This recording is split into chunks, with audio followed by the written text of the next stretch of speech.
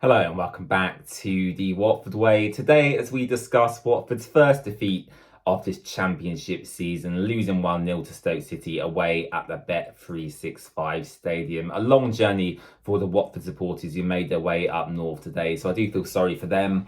I don't think the performance was overly that bad. I feel like the first half maybe was the worst of the two halves, and we even conceded in the second half. But in terms of Watford's chances in the game, they definitely come in the second half. Yassir Espria with a good chance, which was powered away by Mark Chavez. Georgie Chakvedadze went down in the Stoke City penalty area, which the referee waved away.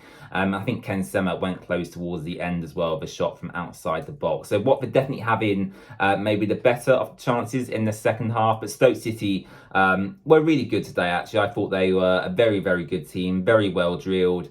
In terms of their tactics, I don't think they were really that amazing to watch. There's a lot of tactical fouls in there to kind of stop Watford's momentum. But in terms of their players and who I was impressed by watching in terms of Stoke City, I thought their target man up front, Wesley, was very, very impressive. He didn't really get any shots on goal, but in terms of his hold-up play as a target man and laying off people to bring them into the game, I thought he did really well in that aspect. So I think that's something Vacuum Bio maybe should look to get better at doing, because Vacuum Bio, in terms of his height and his stature and his actual body build, he seems perfect for that target man type of role, but he can never seem to win any headers.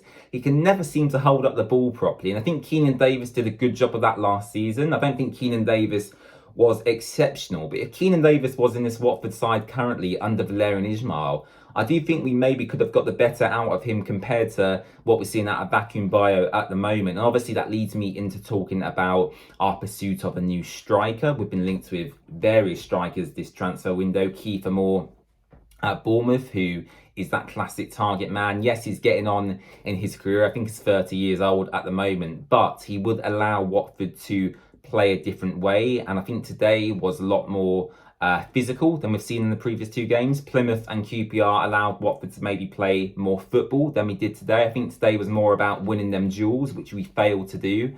And yeah, I think Stoke City generally just used their experience to beat Watford today. Obviously, they required a moment of real quality, and that come via Vidigal early in the second half. He found himself some space in the penalty area. I think Jake Livermore was meant to be marking him, but he found himself some space. The ball dropped to him, and on the half volley, but a fantastic finish past Daniel Batman. And of course, at that point, it's very disappointing to concede.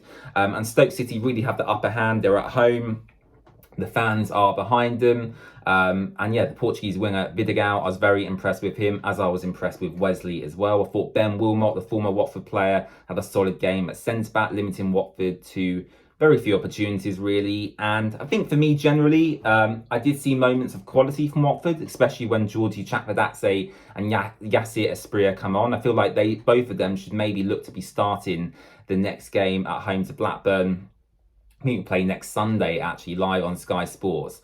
But yeah, Yassir Espria, for me, definitely should be starting for Watford in this current team. And we need to recruit some more positions as well. James Morris, our only fit left-back, went off injured, which means at the moment there is no real fit left-back at the club. Jamal Lewis, who come in from Newcastle, is still out with his injury. James Morris went off with a hamstring injury today, so we'll have to wait and see what the severity of that one is as well. I think we need more depth at centre-back, potentially, as I said, a striker, and even another midfielder as well. So definitely more work for Watford to do in this transfer window. I can definitely see the tactics that Valerian Ismail is trying to implement, and it's definitely an improvement from last season in terms of the effort levels we're seeing from the players.